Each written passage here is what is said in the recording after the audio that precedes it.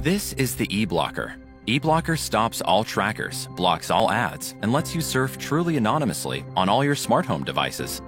You don't think you need it. You have nothing to hide, right? Well, that's what Tom thought too. Yay, Tom just won $14 playing poker. Unfortunately, Tom's bank got a hold of his surfing profile and denied him a loan for a new house. Tom did it. He finally quit smoking. Thanks to the webinar 10 Steps to Quit Smoking, it was really easy.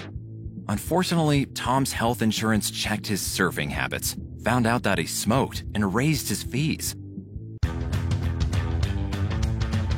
Tom's friends know him so well that they both bought him the exact same shirt. However, Julie paid $6 more because she ordered it with an expensive smartphone. Today, companies pay to find out everything about you. All that is prevented by eBlocker. Stop putting your privacy at risk.